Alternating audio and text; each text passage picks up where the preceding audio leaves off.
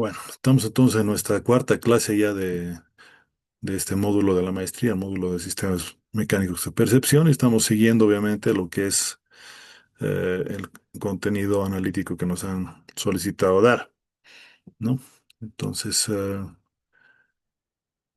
vamos a continuar un poquito con lo último que estábamos viendo, que era la percepción magnética avanzada en lo que son sensores de posición y desplazamiento.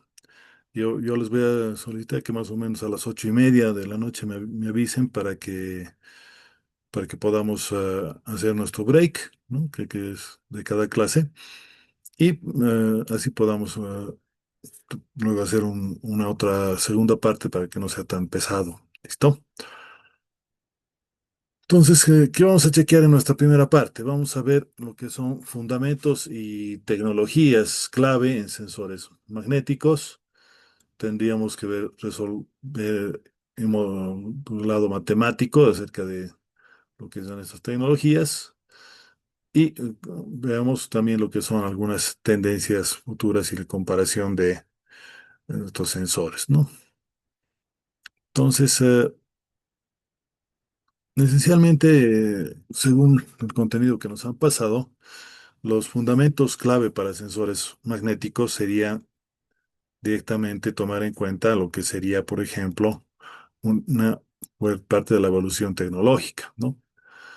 Cuando hablamos de un efecto galvanométrico,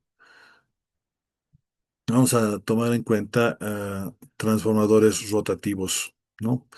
Y entre sus ventajas destacadas tenemos una alta resistencia o si quiere inmunidad a contaminantes no ferrosos en ambientes adversos, ¿no? Esto es específicamente clave cuando hablamos de lo que es control en la parte industrial, ¿no? En ese sentido, también tendríamos que es también una practicidad tomar en cuenta lo que serían controles automáticos, ¿no? El efecto Hall es el que vamos a utilizar en este caso y tendríamos que tomar en cuenta que es relativamente potencial en semiconductores, ¿no? Muestra, por ejemplo, lo que sería un gran potencial con alta movilidad para detección precisa, ¿no? Hace arreglos para lo que es la cancelación de ruidos. Es eh, importante en estos sensores de efecto Hall, ¿no? Por si aparecieran, por ejemplo, algunos campos parásitos, ¿no? Y como ventajas podemos decir que ofrece ventajas significativas frente a sensores tradicionales en lo que es la parte de estabilidad, ¿no? Entonces, en el caso de los sensores de efecto Hall, tenemos que, bueno, vamos a manipular lo que sería un poco más eh, lo que es esta parte magnética, ¿no? En este caso, por ejemplo, estaríamos hablando de magnetorresistencia anisobtrópica, ¿no? ¿A qué nos referimos? Al cambio de resistencia angular de acuerdo al campo magnético aplicado, ¿no? Y vamos a utilizar un concepto que lo conocemos ya desde pregrado, ¿no? Que es el famoso puente de Winston, ¿no? El puente de Winston, eh, nosotros vamos, en realidad lo que vamos a hacer es una comparación de impedancias, ¿no? Entonces, ¿cómo lo vamos a aplicar? Ese cambio que tenemos en la impedancia misma debido al efecto rotativo del campo magnético, va a hacer un cambio en lo que sería la impedancia total que estaríamos utilizando en alguno de los brazos del puente, ¿no? Y por lo tanto vamos a encontrar directamente utilizando esto en desmedro de lo que sería, digamos, directamente el balance del puente, ¿no? Entonces, cuando no se está midiendo nada, entonces se tiene directamente en una posición central. Cuando se tiene una variación de una de las dos resistencias, bueno, al lado de la resistencia más pequeña va a apuntar nuestro sensor. Entonces, Lo mismo ocurre con el efecto Hall en lo que sería la magnetoresistencia, ¿no? O MR. Esta magnetoresistencia va a tener un desbalance, entonces vamos a tener que se está yendo por un lado o el otro, y por eso vamos a poder reconocer que está más hacia un lado o más hacia el otro, ¿no? Parece muy sencillito, pero a veces el construirlo es el problema, ¿no? Ahora, cuando queremos aplicar este efecto en sensores, vamos a tomar en cuenta esencialmente en sensores de posición y desplazamiento más precisos, ¿no?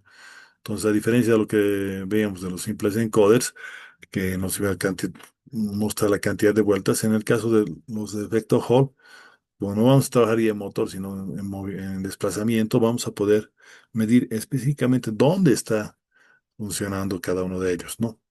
Ahora, cuando tenemos otro tipo de magnetorresistencias, tendríamos que tomar en cuenta, por ejemplo, en las del tipo GMR y TMR, ¿no?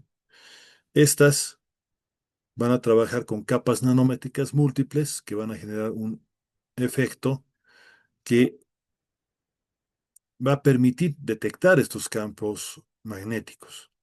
En ese sentido, entonces, la alta sensibilidad y baja consumo de estas magnetorresistencia van a ofrecer sensibilidad extrema tomando en cuenta un consumo de baja energía. Por otro lado, otra ventaja que nos da la tecnología TMR es una mejora en lo que sería la relación señal a ruido. Entonces, cuando hay una mejora en lo que es señal a ruido, no vamos a tener ruido de cuánto y por lo tanto no vamos a tener errores en la medición debido al ruido por ese lado, ¿no? Entonces, nos va a permitir mediciones más estables, más precisas, etcétera, ¿no? Esto de la relación señal-ruido es una cuestión clave, no solamente para la transmisión, sino en este caso también para la revisión. No sé si hay alguna consultita o comentario, por favor. Ya veo que varios ya se han unido. Aprovecharé un cachito de hacer una pausa, por favor. Voy a parar un cachito la grabación para eso, para que no se grabe dos veces lo mismo.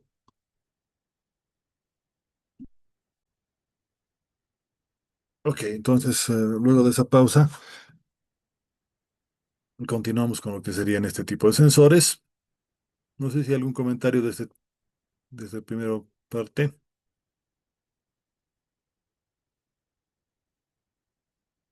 Bien, entonces voy a ir a lo que es el resolver y un pequeño modelado matemático, ¿no? En realidad, el resolver no es más que un transformador más robusto, ¿no? Es un diseño que no utiliza escobillas, ¿no? Por lo tanto, proporciona alta robustez y gran durabilidad en lo que es el desgaste mecánico, ¿no? Todo lo que es brushless siempre es de ese estilo, ¿no? Por eso muchas veces preferimos en motores industriales utilizar la tecnología brushless, ¿no? En este caso también estaríamos apuntando por ese lado, ¿no? Luego, por lo que acabo de comentar, se utiliza en industria exigente, ¿no? Aplicaciones industriales con ambientes severos, ¿no? Donde hay mucho polvo, donde hay humedad, ese tipo de cosas. Y por lo tanto, no va a tener mayor problema, ¿no? Eh, es casi inmune a condiciones extremas, ¿no? Resiste radiación, resiste vacíos, resiste vibraciones fuertes y no perdemos precisión, ¿no? El no perder precisión, pues es bien interesante porque no vamos a sufrir directamente porque empieza a vibrar, digamos, el equipo, ¿no? Por otro lado, cuando nosotros manejamos señales de excitación, ¿no? Eh, es del tipo sinusoidal, ¿no? Y la salida también es del tipo seno y coseno, ¿no? que nos va a permitir mayor precisión, ¿no? Entonces, para realizar el modelo matemático, pues simplemente tenemos que tomar en cuenta amplitud, frecuencia, fase de lo que vamos a tener una forma muy sencilla también de calibrar y mejorar la exactitud en estos sensores en distintas condiciones como tal, ¿no? Y la interpretación es fundamental para poder comprender y analizar correctamente los datos del resolver, ¿no? Eh, no sé si utilizamos como otras clases el Word como pizarrita para que más o menos veamos un poco las ecuaciones.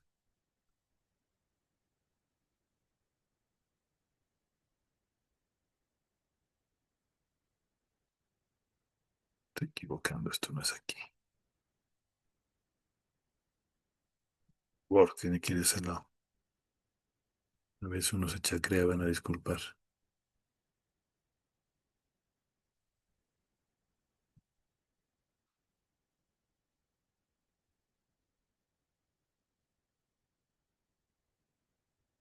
¿Se ve mi Word? ¿Me confirman, por favor, colega? ¿Se ve el Word?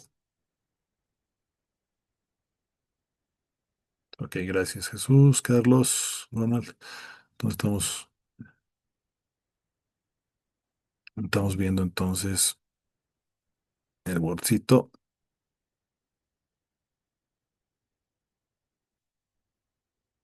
y lo que queremos es chequear el modelado de esta parte, ¿no? Entonces, por ejemplo, digamos en el caso del puente de Winston que decíamos un momento, ¿no? ¿Qué es lo que vamos a tener, ¿no? Vamos a decir que el voltaje de salida,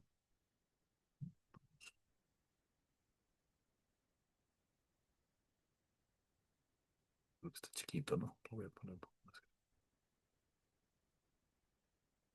Ahí creo que se ve, ¿no? Pues nuestro voltaje de salida en realidad va a tomar en cuenta lo que sería el voltaje de conexión X, digamos. Y ahora sí, voltaje, llamémosle X, ¿no? De entrada X. Y aquí nosotros vamos a tener,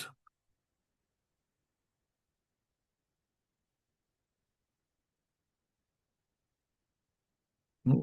Una división de resistencias, ¿no? Si ustedes no lo vemos directamente al puente de Winston, aquí un cachito voy a buscar una imagen, le voy a salir de acá.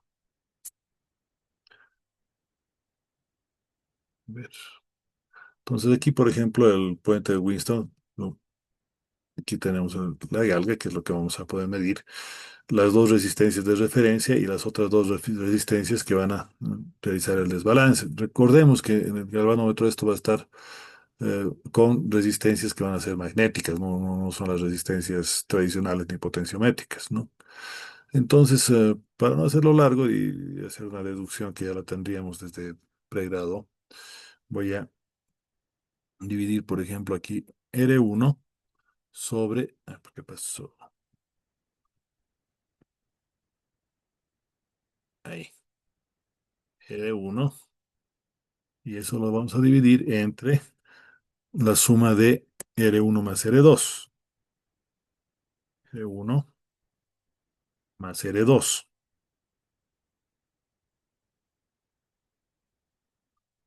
¿Y qué va a pasar? El voltaje va a cambiar. Entonces, ahí. ¿Cómo va a cambiar? De acuerdo al balance, el balance que va a haber en la otra rama. Entonces le vamos a restar, en este caso, R4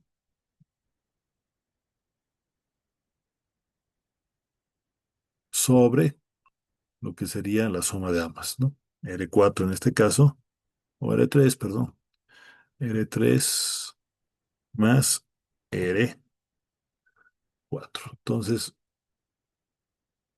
¿qué va a pasar? Si son igualitas R3 y R4, y recordemos que estas dos tendrían que ser relativamente similares también, R1 y R2.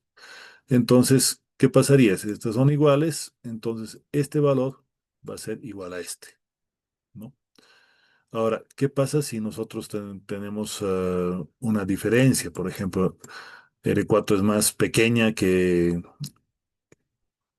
R3, entonces este valor va a ser más pequeño que este y vamos a tener un voltaje positivo, porque este es un voltaje que no se supone que es positivo, ¿no? Entonces, el voltaje de salida, por lo tanto, va a ser positivo. ¿Qué pasa por el contrario? Digamos que este sea más pequeño. Bueno, en el caso de que R4 sea más pequeño, entonces este cociente va a ser más chiquito que este. Bueno, estoy repitiendo el mismo valor.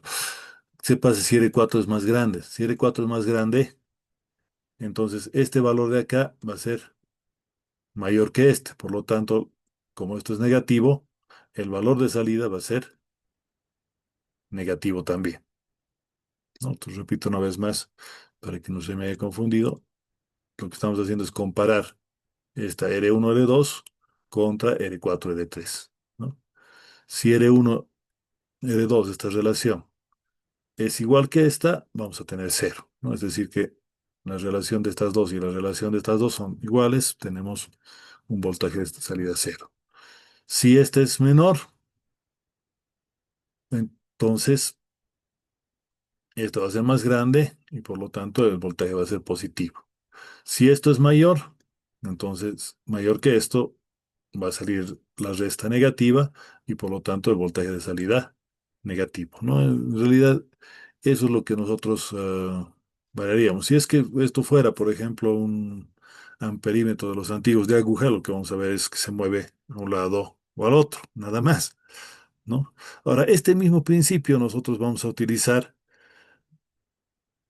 para mm, trabajarlo, por ejemplo, con lo que sería el torque, por ejemplo, ¿no? Entonces, el esfuerzo, por ejemplo, cortante de un torque, ¿cómo estaría dado? Ponemos aquí otra ecuacióncita. El esfuerzo de un torque, llamémosle tau, o T nomás para no estar buscando letras griegas, va a ser el efecto cortante, que vamos a llamarle T sub R, y eso lo vamos a dividir entre la galga J. Entonces, ese sería nuestro esfuerzo contagio, ¿no? Donde esto de acá nos va a indicar el valor de la galga, ¿no? Entonces, por ejemplo, ahí se puede llevar la señal de microvoltios desde un eje que gira a 3000 revoluciones por minuto hacia un PLC, eliminando lo que sería, por ejemplo, el ruido eléctrico, ¿no? Entonces, ahí estaríamos tomando en cuenta, por ejemplo, lo que son ecuaciones de excitación.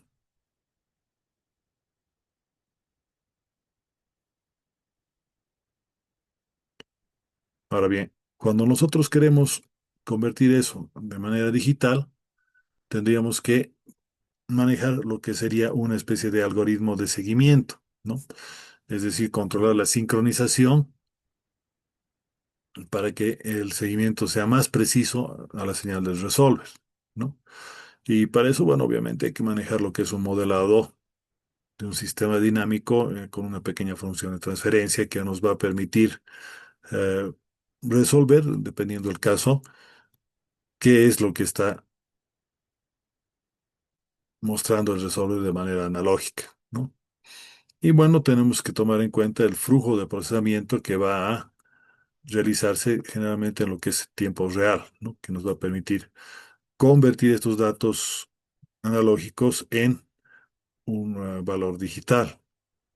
Ahora, obviamente, en los sistemas rotativos vamos a tener imperfecciones, ¿no?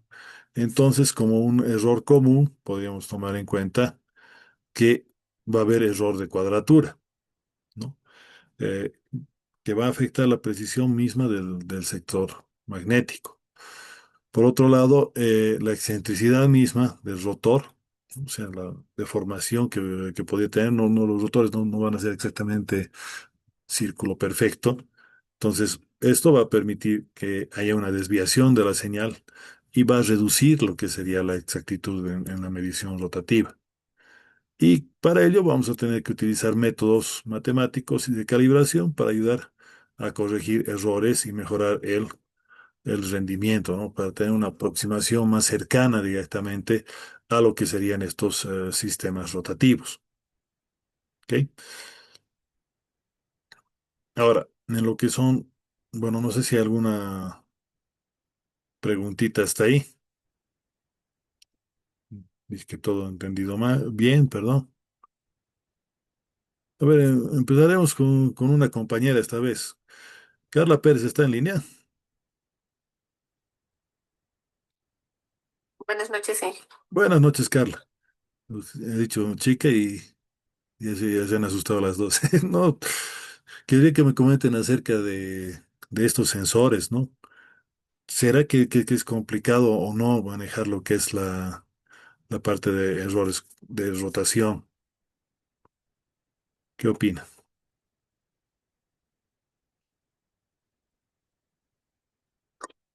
Bueno, dije yo que como todos los sensores, pienso yo que cada uno tiene su complejidad, ¿no? Y el efecto que usted estaba mencionando. Y para cada error que se va resolviendo o se va encontrando, debe tener una forma de Ya. corregirlo. Ahora, como dice Carla, debe tener, entonces para eso nosotros tenemos que tenerlo, ¿no? El modelo. O sea, en otras palabras, no podemos corregir algo que no hemos modelado, ¿no? Y creo que han visto en alguno de los módulos lo que es modelado de sistemas, ¿no? Por ejemplo, a ver, voy a irme otra vez a nuestra pizarrita. Nos olvidamos un poco de esta ecuación.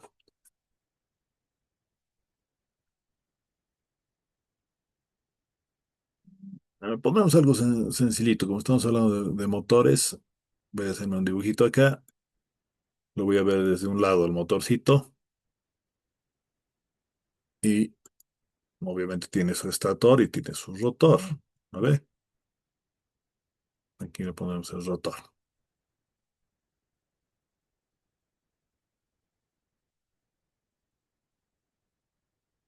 ¿No? Entonces, ¿qué es lo que vamos a medir con esto?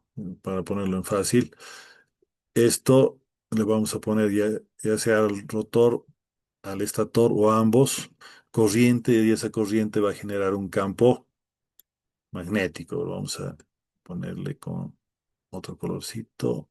Tratar de cambiar de color porque para que ahí resalta mejor, ¿no?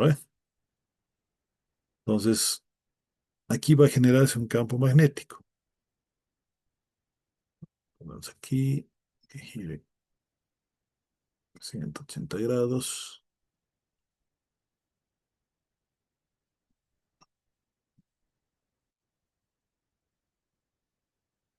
Y estito más, debemos girar 30 grados.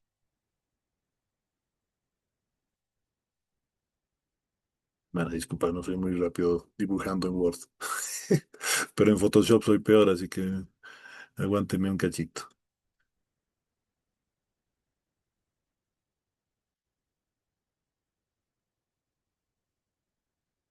Ahora estito, lo debemos girar. Entonces, este que sea nuestro motorcito, digo, ¿no? O sea,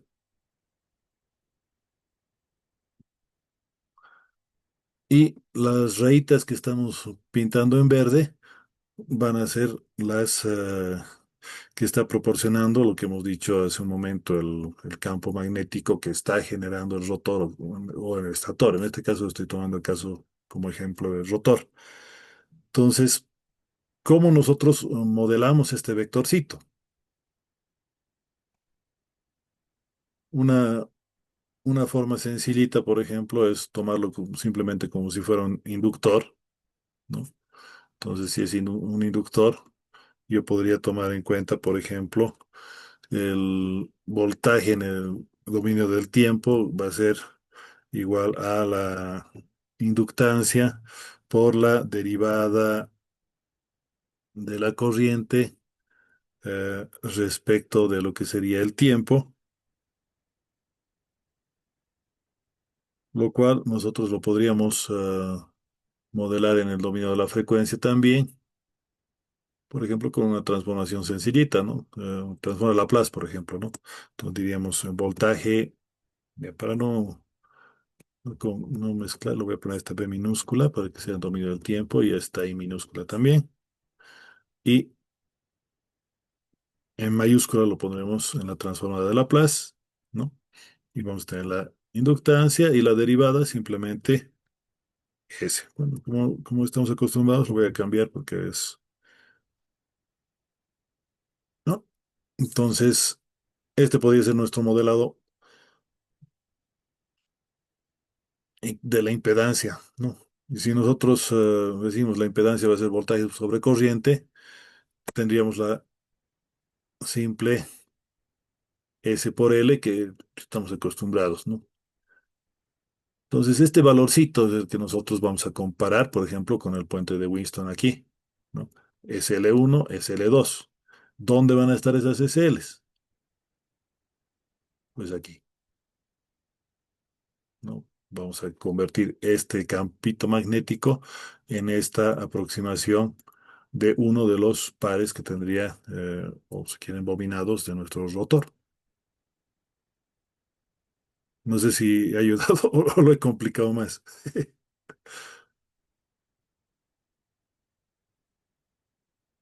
¿Qué opina Carla?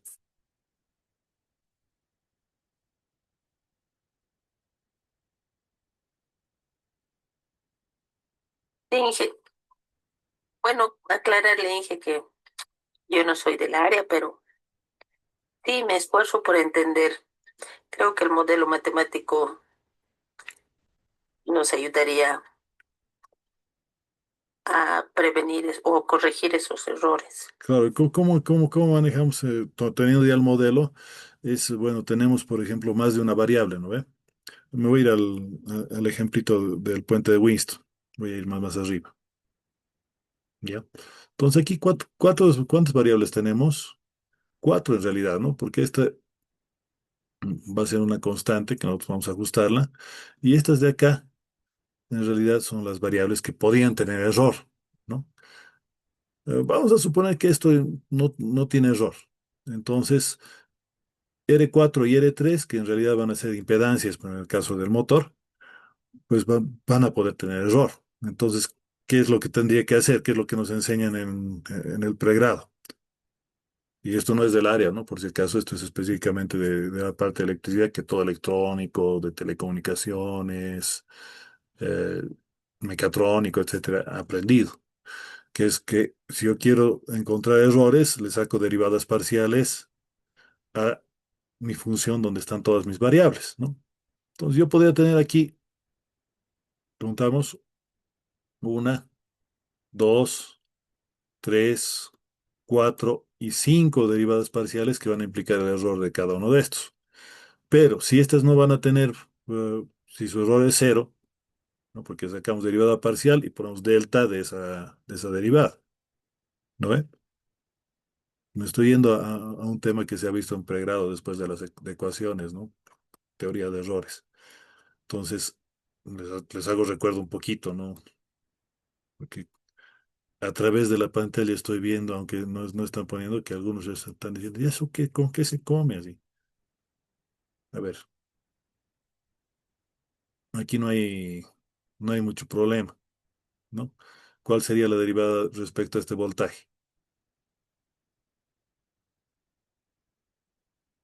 Pues si es respecto a este voltaje, la derivada parcial, luego están mis deltas, ecuación de esto de acá,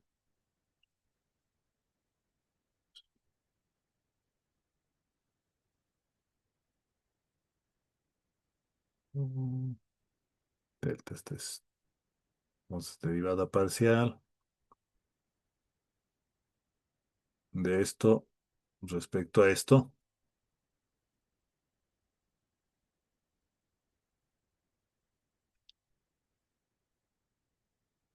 ¿Qué cosa es? Es estito mismo y esto se vuelve constante porque aquí no hay ninguna función de Bx, ¿no ve? Entonces, derivada de una constante por esto sería esto nomás. Clic ahí, ¿no? Y así tenemos que sacar derivada parcial de cada una de estas, ¿no? Derivada de una división, ¿no? No hay por qué saberse de memoria, ¿no? Agarras y le preguntas, a ver, pueden incluso utilizar ahí, ¿no ve? A ver si me sale con ahí. Pues le saco mi fotito a esta cosa. Si me creo no van a silbar, ¿ya?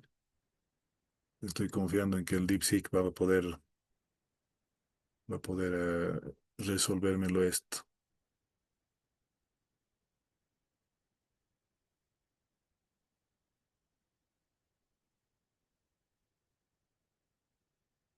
Me acuerdo cuando recién salió, le han hecho poner en competencia esta contra el ChatGPT, entonces, ¿qué otras cosas más? ¿No? Yo quiero en inglés, no quiero en chino, ¿no?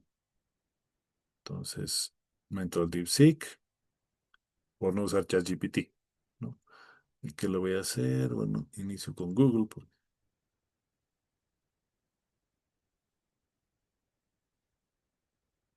no sé, ¿para qué me estoy yendo? Para que te diga que no necesariamente tenemos que acordarnos de lo que nos hemos puesto a sufrir tal vez alguna vez, ¿no? Cuando estábamos manejando ecuaciones diferenciales, transformadas de Laplace, etcétera, ¿no? Estoy seguro que cuando estaba en tercer, cuarto semestre estaban capísimos en eso, ¿no? Y después cuando queríamos utilizarlo no sabemos para qué.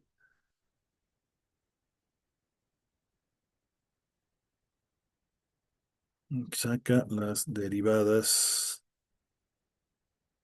parciales de cada una de las variables de la ecuación. A ver, a ver si así me acepta, ¿no?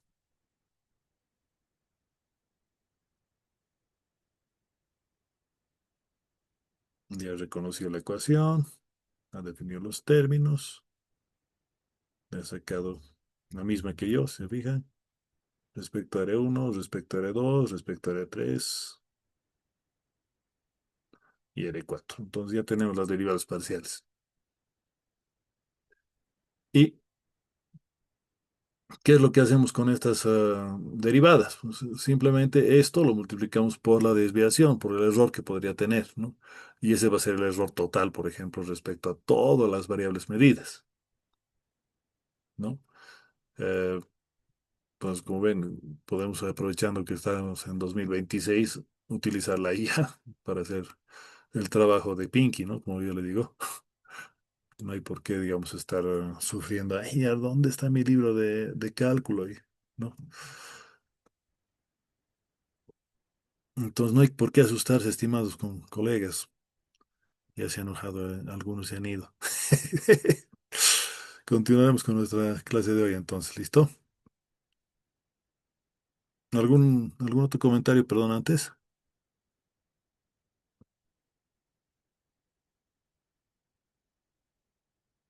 Bueno, no hay comentarios, seguiremos. Entonces, tenemos también lo que son encoders multipolo, magnéticos, etcétera, que lo que van a realizar es eh, comparar directamente, ¿no? Entonces, ¿cómo es esto de la comparación? Pues resulta que vamos a trabajar con un diseño de anillos magnéticos, ¿no? Es decir, manejar polos alternantes que van a permitir detectar posición con una alta precisión, ¿no? Entonces, va a ser una lectura tipo Vernier, ¿no? Si ustedes recuerdan cómo que era el Vernier físico, era un aparatito como prensa que nos iba a dar. una exactitud mayor, ¿no? A lo que era, eh, por ejemplo, medir con una regla, ¿no? Es algo similar, ¿no? Que nos va a permitir ofrecer una medición absoluta y evitar los errores acumulativos que le estaba mostrando con las derivadas parciales, ¿no? O sea, el error de uno más el error 2 más el error 3 y al final tenemos un error grandote, ¿no? Si en cada variable vamos a cometer error, entonces el error obviamente va a ser mayor, ¿no? Entonces, se tiene alta precisión inductiva, tomando en cuenta una resolución que pueda llegar a ser comparable a la parte óptica, ¿no? Donde podemos asegurar mediciones más exactas y por lo tanto tendríamos mayor robustez, ¿no? Tomando en cuenta en aplicaciones severas, ¿no? Tenemos patrones impresos estables que van a estar, por ejemplo, en sustratos para garantizar una precisión constante, ¿no? Eh, ¿Por qué imprimir, en otras palabras, el inductor y no tener, por ejemplo, envuelto en un alambrito como en las fuentes de las computadoras, por darles una idea? Porque cuando están impresos no tienen la posibilidad de moverse por ninguna vibración, ¿no? O sea, la única forma de que cambien su inductancia es rompiendo la placa impresa, ¿no? Entonces es por eso que este tipo de induct sims son de mayor precisión todavía, ¿no? En lo que es la inmunidad de el ruido electromagnético, vamos a tener una especie de blindaje magnético utilizando lo que le llamamos mu metal, ¿no? Para reducir las interferencias magnéticas externas. Adicionalmente, tenemos un filtrado adaptativo, ¿no? Seguramente han debido ver ya en alguna materia previa lo que es el control adaptativo, ¿no? Yo les estaba, me acuerdo, en el primer módulo comentando acerca de esto, pero han debido profundizar en otros módulos más arriba, ¿no? Donde la implementación de estos filtros adaptativos van a mejorar la señal útil como tal, ¿no? Entonces aquí está la aplicación, por ejemplo, ¿no? Vamos a reducir el ruido y vamos a trabajar con técnicas diferenciales, ¿no? Entonces, donde vamos a encontrar una comparación, ¿no? Tipo amplificador operacional más o menos, que de paso nos va a permitir eliminar el ruido común de señales, ¿no? Entonces, si hacemos una comparativa, tendríamos, por ejemplo, que los sensores ópticos van a dar una resolución alta que va a pertenecer a una alta reducción también para aplicaciones más precisas. Tiene una robustez moderada respecto a sensores que pueden ser sensibles a condiciones adversas y el costo es reducido frente a lo que es ser más accesible en comparación, ¿no? Por otro lado, tenemos los sensores magnéticos que va a manejar una robustez superior, ¿no?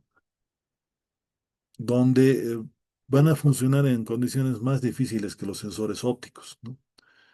Eh, Algo que podemos determinar es que tiene una latencia más baja respecto a lo que sería la salida ideal y el costo lastimosamente es un poco más elevado que los sensores ópticos, que los códecs y otros tradicionales, ¿no?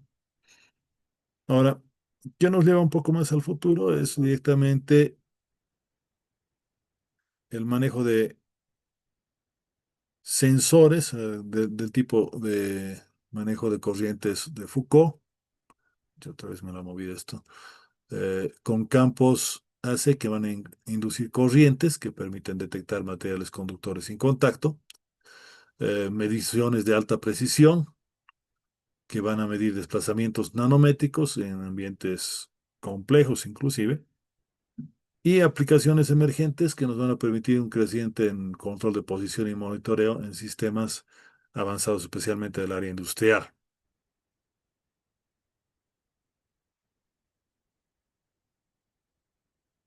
Ahora, otra tendencia que se está viendo, por ejemplo, en los sensores magnéticos es utilizar sensores del tipo 3D, ¿no? Que van a permitir medir vectores tridimensionales, ya no solamente en dos dimensiones, con mayor precisión todavía y con detalle espacial, ¿no? Por otro lado, tenemos procesamiento integrado, que van a trabajar con variaciones térmicas mediante circuitos integrados como tal en silicio, y por lo tanto una miniaturización y precisión mayor también para diseños compactos y mayor exactitud, por lo tanto funcional, ¿no? Eso es lo que estamos apuntando en este tipo de sensores. Y finalmente, bueno, hablamos de una percepción holística donde el modelado de imperfecciones va a realizar una importancia considerable en lo que serían las desviaciones del sensor, ¿no? Entonces, mientras mejor podamos modelar lo que son las imperfecciones del rotor, del estator, por ejemplo, en un motor o de algún otro efecto que vamos a poder medir en el sensor, bueno, vamos a tener mayor rendimiento. Por otro lado, tendríamos que, de acuerdo a la aplicación y a los costos, tenemos que seleccionar un sensor correcto, ¿no?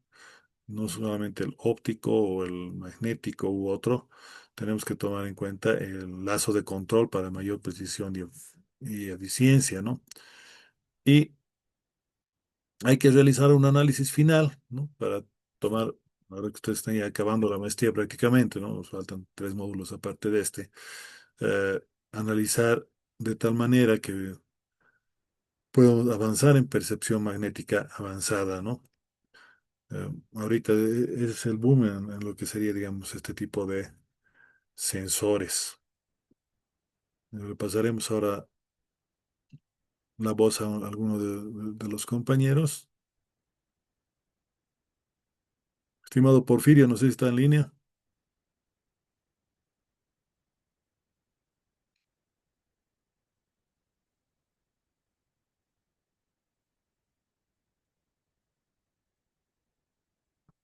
Porfirio Soto, ¿estás en línea?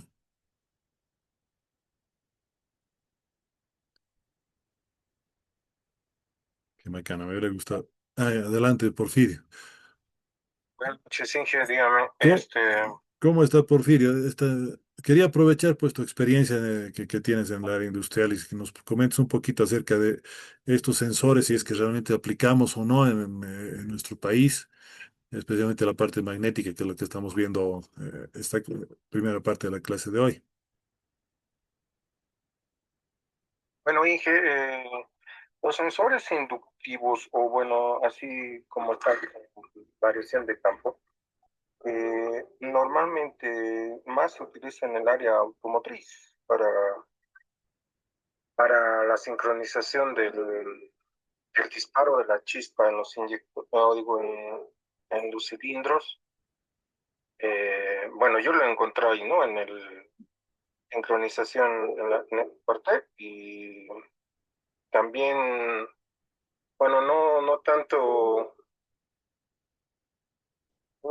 digamos, del mismo modelo, claro, en la industria para sensado de partes o piezas metálicas también los he visto en algunas máquinas.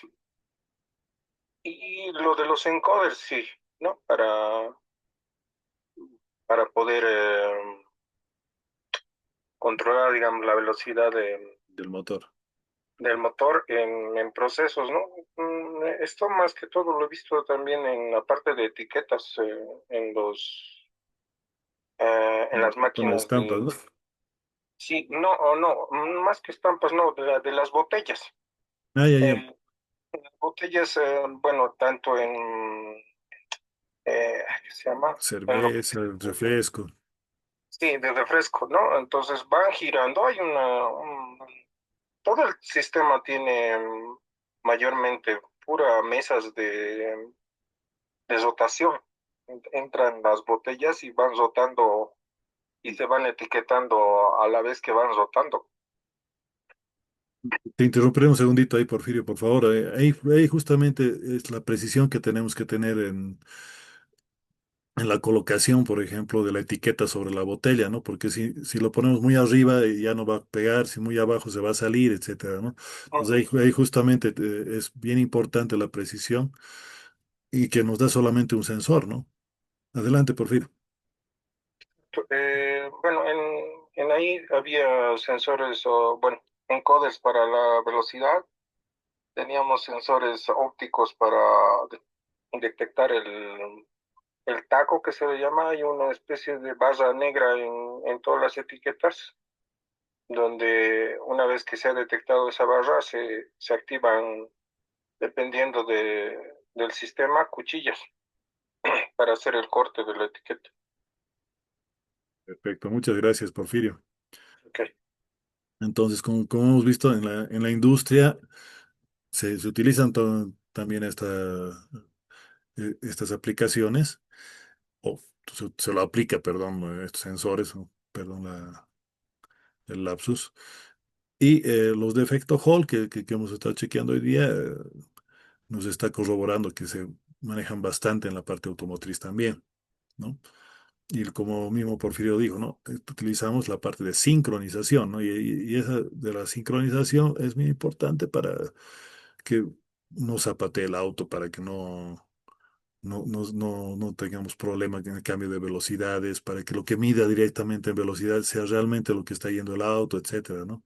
Y eso obviamente implica una calibración que los expertos, y no hay que dejarlos de lado, los técnicos pueden realizar también, ¿no?